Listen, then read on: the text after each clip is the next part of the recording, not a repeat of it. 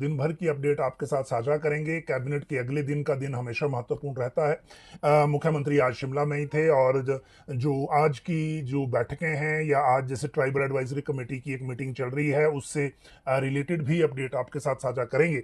लेकिन आज जो सबसे बड़ी खबर यह है कि राज्य सरकार ने दिवाली सीजन से ठीक पहले 1,000 करोड़ का लोन लेने का फैसला किया है।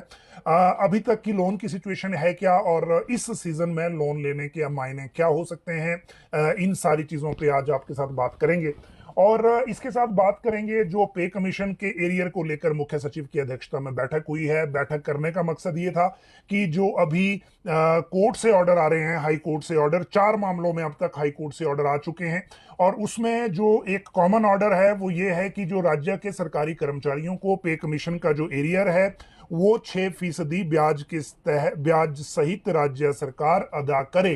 अब आप समझ सकते हैं कि इससे पहले हिमाचल ने कभी भी जो पे कमीशन के एरियर पर इंटरेस्ट नहीं दिया है और इस बार जो ये ऑर्डर आ रहे हैं उसके बाद अगला रास्ता क्या लेना है और किस तरह से इस मैटर को डील करना है, इससे रिलेटेड एक अहम बैठक हुई है। इस बैठक में निर्णय क्या हुआ है वो बताएंगे आपको।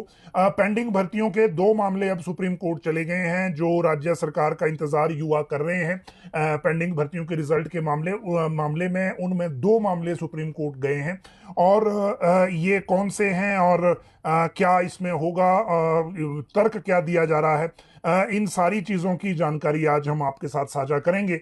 और इसके साथ बताएंगे आपको कि जेबीटी की भर्ती की जो प्रक्रिया थी उसमें अब क्यों संशोधन होने जा रहा है और ये संशोधन हमारे जो व्यूअर्स थे उन्होंने ये मामला ध्यान में लाया था। जो टेट की मेरिट का एक प्रोविजन बीच में कर दिया गया था, संशोधन हो भी गया है, ऑर्डर भी जारी हो गए हैं और लाइव के बाद हम ये ऑर्डर भी आपके साथ साझा कर लेंगे इसी पेज पर, ताकि जो जानकारी है आपको वो प्रॉपर मिल जाए। जेबीटी के बाद जेबीटी में ही दूसरा एक और मैटर हमारे ध्यान में आया है, वो भी व्यूअर्स के माध्यम से ही। और ये जो मामला है ये है जेबीटी की जो बैच वाइज भर्ती है उसमें जो बैचेस हैं वो उतने पीछे क्यों गए हैं जितने नहीं जाने चाहिए थे। जो अभ्यर्थी कह रहे हैं कि जो उनके जो बैचेस हैं, जो पहले 2015 का बैच जो है इसी साल जो शुरू में भर्ती हो रही थी जनवरी फरवरी में, जिसमें बीएड भी लिए जा रहे थे, उसमें ओबीसी में 2015 का बैच तो कुल्लू जिला की एडवर्टीजमेंट की कॉपी हमारे पास है। लेकिन उसके बाद एलिमेंट्री एजुकेशन से हमने बात की और उसमें जो रिप्लाई आया है वो आज आपको बताएंगे। बीआरसीसी में बहुत बड़ा बदलाव किया है पॉलिसी में कैबिनेट के अगले दिन। आज जो इस पॉलिसी के बदलाव हैं उनकी जानकारी आपको देंगे कि कितना बदलाव इसमें किया गया है और किस तरह से जो टीजीटी का कोटा है अब वो टीजीटी और पीजीटी दोनों में बढ़ जाएगा। जहां तक शास्त्रीय भर्ती नियमों का विरोध हो रहा है, देखिए कल ये मामला सामने आया था जब हमने एडवांस में हालांकि इसकी सूचना आपको दी थी कि जो शास्त्रीय भर्ती है वो भर्ती नियम बदलने जा रहे हैं, वो आके बताएंगे। कैबिनेट में जिला परिषद का मामला गया था, हुआ क्या वो बताते हैं आपको। गवर्नर ने 2 जगह वीसी नियुक्त करने, एचपीयू और मंडी यूनिवर्सिटी जो है एसपीयू, वहां पर वीसी नियुक्ति करने की प्रक्रिया शुरू कर दी है। मंत्री से, राजस्व मंत्री से पटवारी कानून को मिले हैं, इनको क्या आश्वासन मिला है वो बताएंगे। ग्रीन बेल्ट पर कल जो कैबिनेट से निर्णय आया था प्रेस नोट में, वो एक्चुअल सिचुएशन कुछ और थी। आज सरकार ने क्लैरिटी की है इस पूरे मामले में, वो बताएंगे आपको। हिमाचल में कंस्ट्रक्शन में खासकर जो वैली व्यू को रोकने वाली कंस्ट्रक्शन होती है उसमें एक बड़ा बदलाव होने वाला है। कैबिनेट ने कल डिसीजन इसमें ले लिया है, आज हम इसकी जानकारी आपको देंगे। और नशे की खेप पुलिस ने पकड़ी है 2 जगह, वो भी आपको बताएंगे। देखिए आज अगर मैं पुलिस का जो ये सीजर है इसकी अगर बात करें तो ये एक तो देखिए कुल्लू की मणिकर्ण घाटी में वन विभाग ने निजी भूमि में उगाई गई भांग के खेतों में रेड की है। यहाँ 2 लाख से ऊपर भांग के पौधे मिले हैं और जो 34 लोगों को मौके पर पकड़ा गया है इसमें उन्हें गिरफ्तार कर लिया गया है। साथ में 110 किलो 572 ग्राम भांग का बीज भी मौके से मिले हैं और 5 किलो 19 ग्राम चरस जो है वो भी बरामद की है। ये बड़ी रिकवरी है एक तरह से। और इसके साथ साथ जो शिलाई में 2 किलो 460 ग्राम चरस मिली है, ये जो शिमला की टीम थी एएनटीएफ की, स्टेट सीआईडी की, उन्होंने ये इसको पकड़ा है। तो ये जो बड़ी रिकवरी आज 2 जगह हुई है जिसकी जानकारी हमने आपको दी। अब आगे जो सिचुएशन है उसके मुताबिक जो कंस्ट्रक्शन की बंदिशें हैं उसको लेकर हम आपको जानकारी देंगे, क्योंकि कल कैबिनेट में ये मामला गया था और कैबिनेट में मामला जाने के बाद इसमें कुछ डिसीजन हुए हैं। इसी में जो एक डिसीजन है वो ग्रीन बेल्ट को लेकर भी है। देखिए, पहले जो कल एक तरह से जानकारी आई थी सरकारी रिलीज के जरिए ही, उसमें ये कहा गया था कि ग्रीन बेल्ट जो है वो ओपन कर दी सरकार ने, जबकि फैसला कुछ और था। ये कोई टेक्निकल एरर के कारण ये प्रेस नोट आया था, लेकिन आज इसमें क्लैरिटी हुई है। और जो टीसीपी के सेक्रेटरी हैं देवेश कुमार, उनका ये कहना था आज की राज्य सरकार ने जो ग्रीन बेल्ट को लेकर जो ग्रीन बेल्ट को ओपन करने के बजाय इसमें और सख्ती करने का फैसला किया है। और जो यहाँ पूर्व सरकार के दौरान जो शिमला डेवलपमेंट प्लान बना था, जिसमें ग्रीन बेल्ट में भी एक मंजिला मकान और एटिक और पार्किंग की अनुमति देने का फैसला किया गया था, उसमें से जाखू संजौली का जो एरिया है, जो शिमला के लंग्स इन जंगलों को माना जाता है, यहां पर कैबिनेट ने यह फैसला लिया है कि अगर इस एसडीपी को जब लागू करना होगा, क्योंकि अभी ये सुप्रीम कोर्ट में इसकी सुनवाई चल रही है, हालांकि सुप्रीम कोर्ट ने राज्य सरकार को एक राहत इसमें यह दे दी है कि आप इस एसडीपी को फाइनल करिए और इसके तहत आवेदन लीजिए, आवेदन पर आप अभी फाइनल फैसला नहीं लेंगे। तो राज्य सरकार ने यह फैसला लिया है कि जो ये बेल्ट हैं, ग्रीन बेल्ट, इनमें खासकर जो इस एरिया की हैं, रामचंद्रा चौक से लेकर लक्कड़ बाजार होते हुए वापस संजौली तक की, इसमें अगर बाद में शिमला डेवलपमेंट प्लान लागू भी हो जाता है तो ऐसे किसी प्लॉट पर कंस्ट्रक्शन की अनुमति नहीं दी जाएगी जहां एक भी हरा या सूखा पेड़ होगा। ये फैसला कैबिनेट ने लिया है अमेंड करने के लिए इस शिमला डेवलपमेंट प्लान में। लेकिन इसमें दूसरी अमेंडमेंट एक और की जा रही है, और वो है वैली व्यू के तहत जो कंस्ट्रक्शन होती है, जिससे जो वैली का व्यू रुकता है एक तरफ को, जो कंस्ट्रक्शन होती है, इसमें शहरी क्षेत्रों के लिए, प्लानिंग एरिया के लिए और ग्रामीण क्षेत्रों के लिए भी जो पंचायती राज के तहत हैं, उनके लिए भी ये डिसीजन लिया गया है कि स्टेट हाईवे तक, मतलब 4 लेन, एनएच और स्टेट हाईवे, इन 3 कैटेगरी के जो रोड्स होंगे, वहां पे वैली व्यू की कंस्ट्रक्शन जो है वो रोड लेवल से 1 मीटर नीचे होगी, उससे ऊपर नहीं होगी, जिससे कि वैली व्यू ना रुके। ये फैसला लिया गया है। हालांकि जो मेजर डिस्ट्रिक्ट रोड हैं, मान लीजिए जो एमडीआर हैं या गांव के रोड हैं, उनके लिए ये लागू नहीं होगा।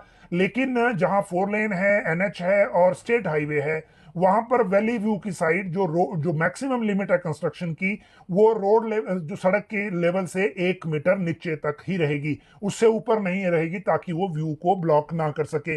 जहां तक स्ट्रक्चरल डिजाइन की बात है, तो अब हिमाचल में जो कुछ एरिया जो हैं वो आइडेंटिफाई होंगे, जो हाई रिस्क बिल्डिंग जहां पे हैं या जहां पे बनने की संभावना है, वहां पर बिल्डिंग बनाने के लिए पहले स्ट्रक्चर प्लान का फैसला हुआ था, लेकिन अब स्ट्रक्चर प्लान के साथ साथ जो स्ट्रक्चर डिजाइन है वो भी अलग से होगा।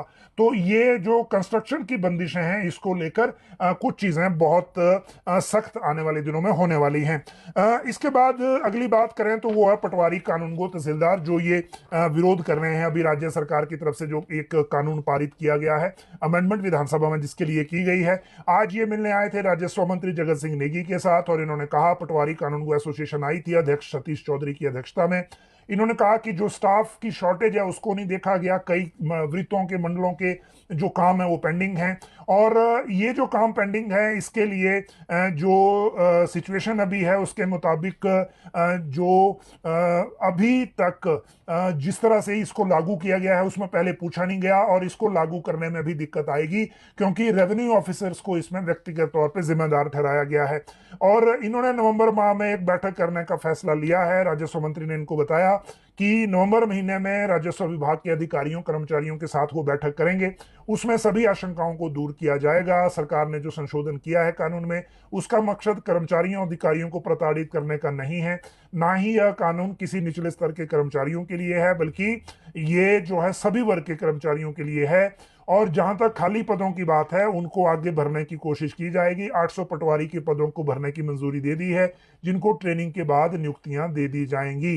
और कानूनगो की कमी को पूरा करने के लिए पटवारियों को प्रमोट किया जाएगा, इसके लिए नियमों में छूट दी जाएगी। ये रेवेन्यू मिनिस्टर ने कहा है इनको, पटवारियों को, जो ये मिलने आए थे उनको।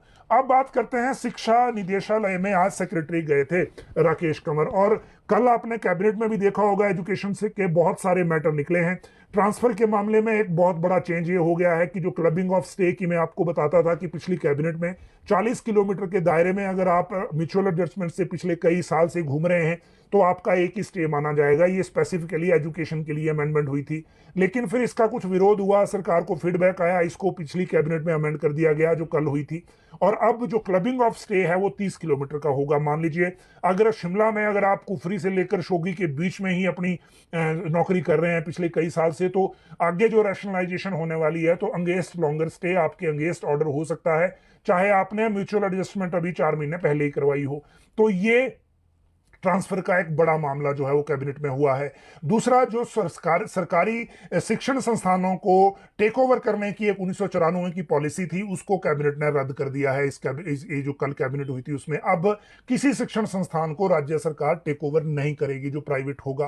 और इसके अलावा एक बड़ा फैसला ये था कि जो ये क्लस्टर स्कूलों के जो क्लस्टर हैं वो नए सिरे से बनाने हैं, और इसमें जो नाम होगा वो स्कूल ऑफ एक्सीलेंस के नाम से 5 किलोमीटर के दायरे के जितने भी स्कूल होंगे उनमें से एक स्कूल को चुना जाएगा जिसको स्कूल ऑफ एक्सीलेंस का दर्जा दिया जाएगा। यहाँ पे अगर ये प्राइमरी स्कूल है तो इसमें 5 टीचर दिए जाएंगे जेबीटी के ही, और जो एडमिशन यहाँ मैक्सिमम करने की कोशिश की जाएगी। यहाँ स्मार्ट वर्दी लागू होगी, यहाँ इंग्लिश मीडियम लागू हो सकता है, यहाँ पर स्मार्ट जो टेक्निक्स हैं पढ़ाई की वो आईटी की वो लागू होंगी, और इसीलिए इस स्कूल में बाकी सरकारी स्कूलों से जो एनरोलमेंट है, इस जो स्कूल ऑफ एक्सीलेंस है इसमें मैक्सिमम एनरोलमेंट करने की कोशिश की जाएगी। अगर प्राइवेट स्कूलों से भी बच्चे इसमें आना चाहते हैं तो उनको भी लिया जाएगा। और ये कंसेप्ट समझाने के लिए आज शिक्षा सचिव राकेश कंवर सचिवालय से निदेशालय लालपानी गए, वहां पे निदेशालय में बैठक की, सभी डिप्टी डायरेक्टर्स को ये कंसेप्ट समझाया और ये कहा कि अब पहले आप लोकेट करिए कि आपने किन किन स्कूलों को इसमें लेना है। स्कूल ऑफ एक्सीलेंस में 200 स्कूल पहले चरण में लिए जाएंगे, और इसमें फिर ये लिस्ट बनेगी, आइडेंटिफाई करके लिस्ट सरकार को आएगी, सरकार को आने के बाद दोबारा से कैबिनेट में जा सकती है। और कैबिनेट में इस फॉर्मेट को तारीफ की गई है, इस फॉर्मेट को अपनाने को कहा गया है। अब कितनी जल्दी इसमें आगे लागू होगा, ये डिप्टी डायरेक्टर्स को आज एक डेडलाइन दी गई है। इसके अलावा वर्किंग ग्रुप अलग अलग शिक्षा सचिव ने बना रखे हैं, एनईपी को लेकर, नैक की रेटिंग को लेकर और बाकी सारे मामलों को लेकर। उनको भी टारगेट दिए हैं कि वो 10-10 दिन के बाद रिव्यू करें, एक टारगेट रखें कि एनईपी को किस तरह से अचीव करना है और उसको अचीव करने के लिए आपको क्या क्या करना है, उसके एक टारगेट तय हो।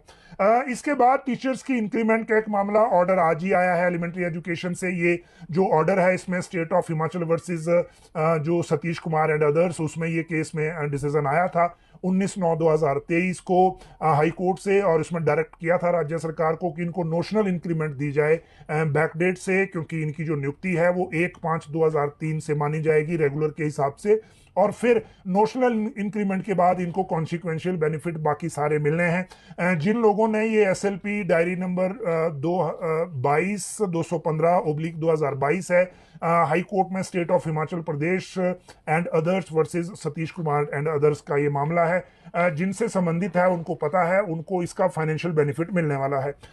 इसके बाद कैबिनेट में जिला परिषद के मसले की बात करते हैं, जिसको लेकर हमारे कुछ व्यूअर भी बार बार जानकारी मांग रहे थे। देखिए, कल ये कैबिनेट में मामला गया था, कैबिनेट में डिस्कस भी हुआ, लेकिन डिस्कशन के बाद भी इसमें कोई जो फैसला है अभी नहीं हो पाया है।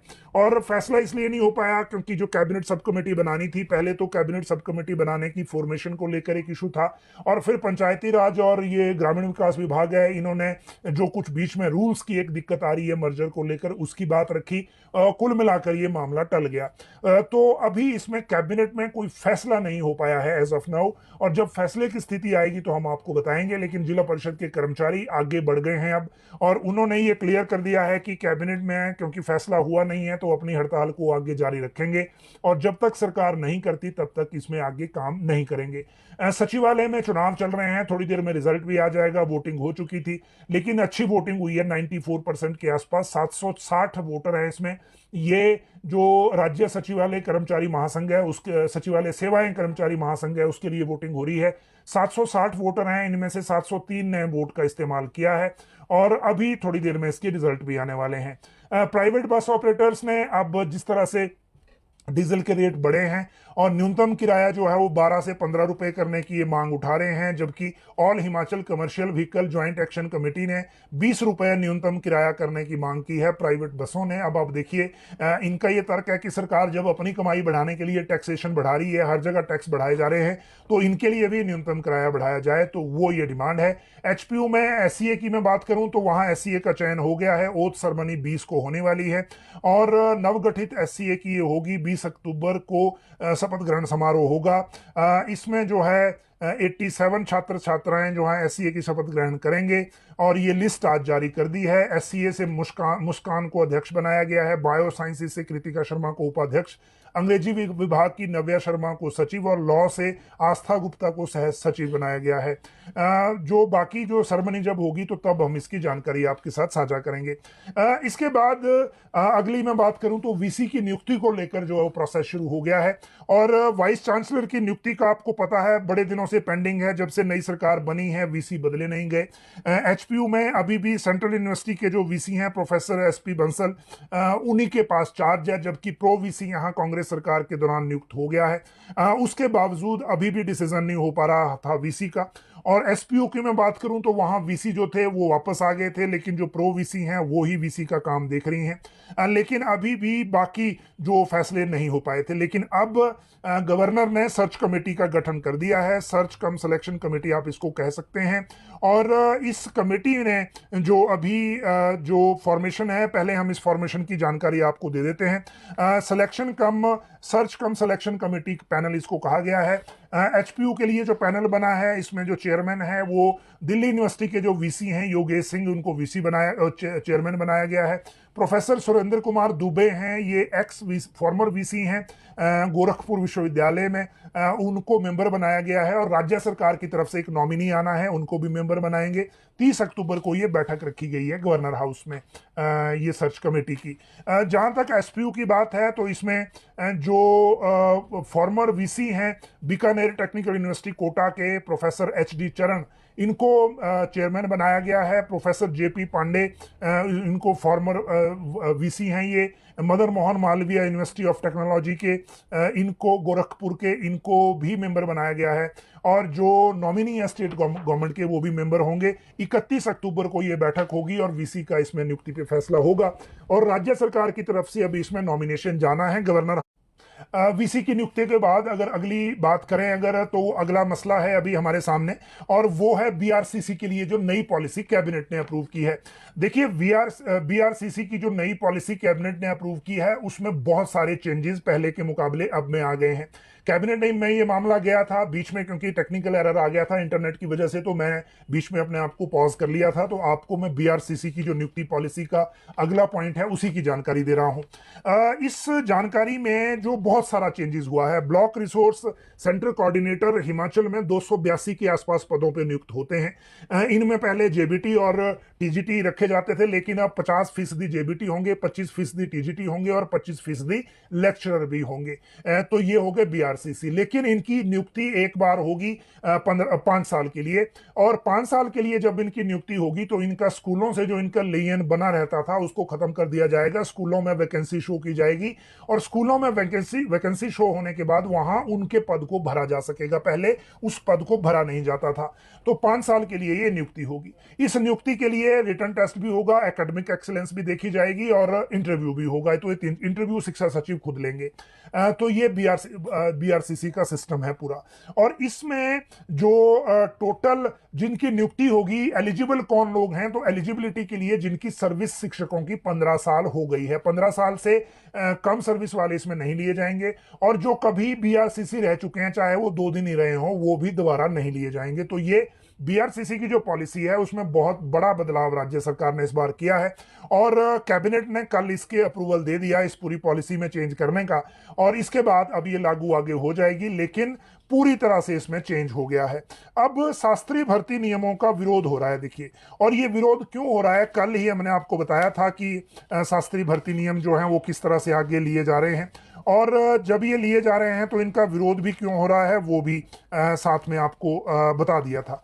लेकिन इस विरोध के साथ साथ आज जो 2 एसोसिएशन हमारे सामने आई हैं जिन्होंने इस पूरे मामले में विरोध किया है, और इन दोनों एसोसिएशन के जो नाम हैं और इनका रीजन क्या है वो भी हम आपको बता रहे हैं। पहली जो है वो राजकीय संस्कृत शिक्षक परिषद हैं। इनके जो अध्यक्ष हैं डॉक्टर मनोज शैल, महासचिव डॉक्टर अमित शर्मा। इन्होंने ये कहा है कि पहले तो जो अमेंडमेंट की राज्य सरकार ने शास्त्री के भर्ती नियमों में, ये राजपत्र में प्रकाशित ही नहीं हुई और आरएनपी रूल बदल दिए गए, जो टेक्निकल तौर पे गलत है, और इसीलिए एसोसिएशन को इसको कोर्ट में चुनौती देने का एक ऑप्शन है जो अभी है, और कोई ना कोई इसको कोर्ट में चैलेंज करेगा। दूसरी बात इन्होंने ये कही कि जो बीए या एमए करते हैं संस्कृत में, वो और जो शास्त्री है, दोनों की जो सब्जेक्ट है, सिलेबस है, पढ़ाई का तरीका है, दोनों में दिन रात का अंतर है, और इसीलिए शास्त्री का जो डिप्लोमा, शास्त्री का जो कोर्स है, उसको आप एमए संस्कृत या बीए संस्कृत से नहीं आंक सकते, क्योंकि उसमें सिलेबस और बाकी सारी चीजों को लेकर बड़ी सारी चीजें होती हैं। लेकिन क्योंकि एनसीटी के जो रूल्स हैं उनको अमेंड करना राज्य सरकार का दायित्व है, और सुप्रीम कोर्ट के ऑर्डर के मुताबिक ये जो एलिजिबिलिटी है ये तय करने का जो मैंडेट है वो एनसीटी के पास ही है, तो वो कैसे करेंगे वो आगे इसमें बात है जो देखी जाएगी। लेकिन इन्होंने ये कहा कि भविष्य में केवल शास्त्री के अध्यापकों हेतु भर्ती नियमों में शास्त्री उपाधि के साथ शिक्षा शास्त्री बीएड अनिवार्य करने की कृपा करें। इस संदर्भ में उच्च शिक्षा की उच्च गुणवत्ता को ध्यान में रखते हुए ये सारी चीजें की जानी चाहिए।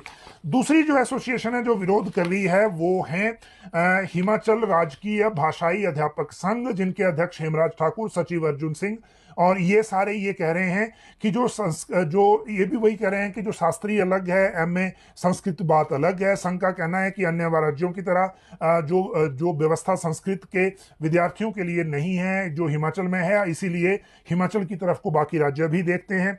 जो विभाग ने 4 सितंबर 2023 को उच्च न्यायालय के फैसले को लागू करने की मांग भी इन्होंने उठाई है, क्योंकि टीजीटी संस्कृत जब बना दिया गया तो उसमें कोर्ट का एक ऑर्डर है कि इनको टीजीटी के ही बैक डेट से जो वेतन लाभ हैं वो भी दिए जाएं, जो सरकार ने अभी तक नहीं दिए हैं।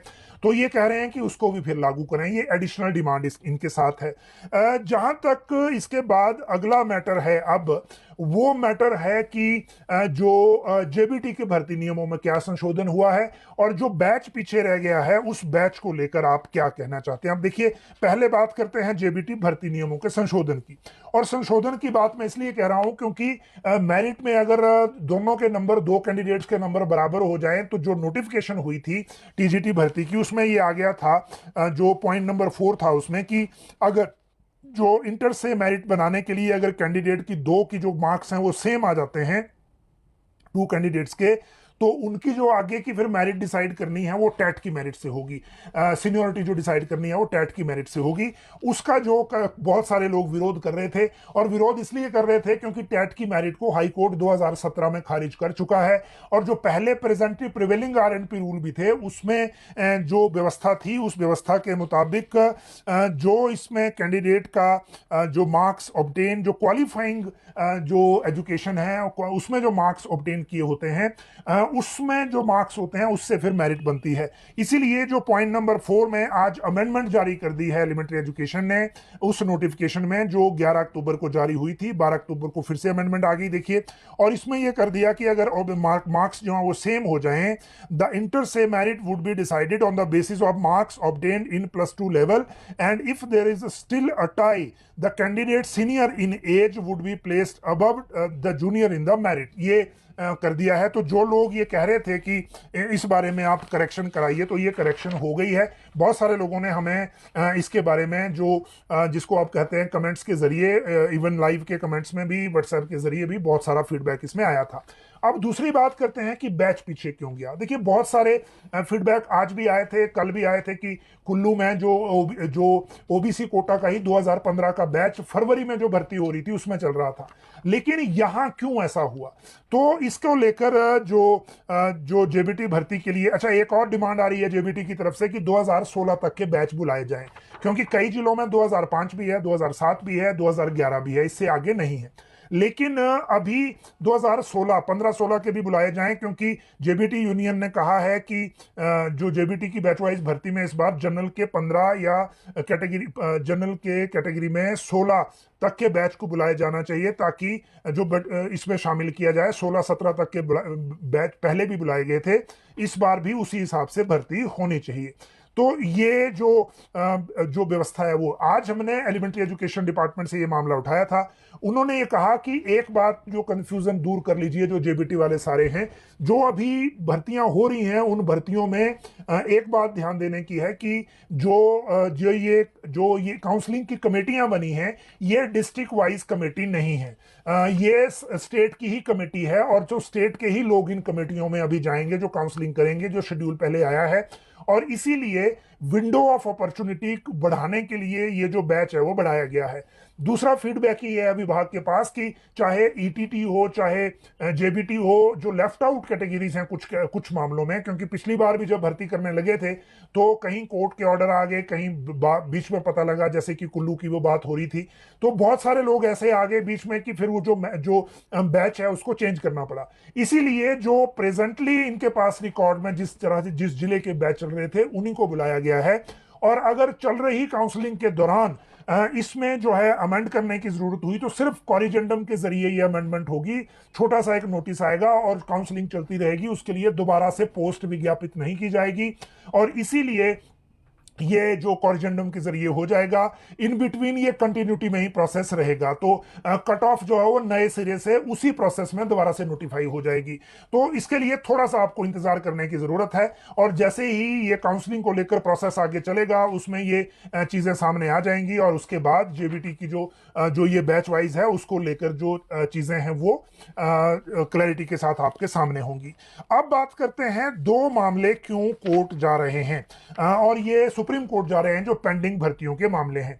और इनके बारे में आपको इसलिए आज बताना जरूरी है क्योंकि राज्य सरकार के स्तर पर पेंडिंग भर्तियों के मामले अब भी सेटल नहीं हो रहे हैं। हालांकि मुख्य सचिव से आज भी हमने मुलाकात की थी, उन्होंने, और कार्मिक विभाग के जो सचिव हैं उन्होंने मुख्यमंत्री के साथ इसमें कुछ नए फैक्ट्स को लेकर एक बैठक करनी है, अपना जो कंसर्न है वो अपडेट करना है, क्योंकि लोक सेवा आयोग भी कुछ परमिशन मांग रहा है। विजिलेंस से जो जानकारी आनी है वो डिलेड है, वो टाइम पे नहीं आ रही। एफएसएल की जो हालत है वो आप लोगों को पता है, क्योंकि वहां पे रिपोर्टिंग ऑफिसर नहीं है, और जिन रिपोर्टिंग अफसर ने वो रिपोर्ट बनानी है उनको लेकर लोक सेवा आयोग ने अभी भर्ती का विज्ञापन निकाला है। जो पोस्ट है उनकी यहाँ विज्ञापित हुई थी, फोटो एंड कॉपी रीडर या कौन होता है, कुछ इस तरह की पोस्टें हैं, तो वो अभी परसों ही लोक सेवा आयोग से उसका जो भर्ती का विज्ञापन निकला है। तो इन सारी स्थितियों को देखते हुए काफी कॉम्प्लेक्स सिचुएशन हो जाएगी। अगर अगले 2 महीने में पेंडिंग भर्तियों को लेकर प्रोसेस नहीं निकला तो जो लोकसभा चुनाव है उसके कोड ऑफ कंडक्ट में चीजें फंस जाएंगी, और उसके बाद फिर ये मामला बहुत आगे चला जाएगा। जहां तक बात राज्य चयन आयोग की है तो वो भी आपके सामने है। अक्टूबर में दूसरी रिपोर्ट दीपक सानन कमेटी की आने की संभावना अब कम लग रही है, और अगर आ भी गई तो उसको आगे कैसे करेंगे वो भी एक अपने आप में सवाल है। लेकिन अभी जो हमारे सामने इशू है वो ये है कि पेंडिंग भर्तियों में 2 मामलों में जो 4 पोस्ट कोड इन्वॉल्व हैं, ये मामले सुप्रीम कोर्ट वापस चले गए हैं। पहली बात ये कि सुप्रीम कोर्ट में ही 9 मई 2023 को जो जेओआईटी का जो केस है, जिसमें पोस्ट कोड 447 है, पोस्ट कोड 556 है, पोस्ट कोड 817 भी है, उन सारे मामलों में जजमेंट रिजर्व हो गई थी।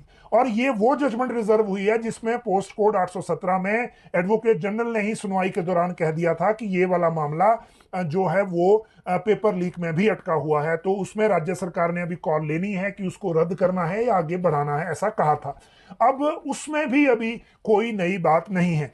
इसीलिए जो पोस्ट कोड 556 और 447 है, इसमें जो पिटिशनर्स हैं उन्होंने ये जो मेंशन मेमो लगाया है जजमेंट के लिए सुप्रीम कोर्ट में, ये Ankita Thakur versus HP staff selection commission Hamirpur के नाम से ये है, एसएलपी 730/2022। तो ये मेंशन मेमो लगा है, इसमें 817 भी इन्वॉल्व है, इसमें 556 भी है, इसमें 447 भी है।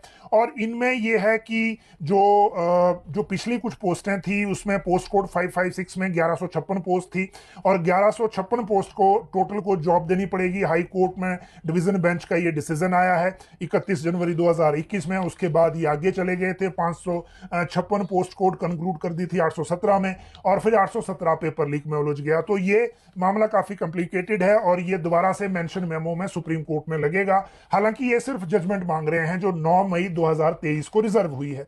दूसरा मामला है जो पोस्ट कोड 970 का है, और 970 का जो मामला पेपर लीक का है, और 970 है जेई सिविल, जिसमें कुछ लोगों को आरोपी बनाया गया है। 12 पोस्ट इसमें जेई सिविल की निकली थी पोस्ट कोड 970 की, और इसमें जो एफआईआर हुई थी सबसे पहले, और ये जो एफआईआर है ये पोस्ट कोड जो है 965 में हुई थी, जो पेपर लीक हमीरपुर का था, और उसमें फिर जेई सिविल भी बीच में आ गया।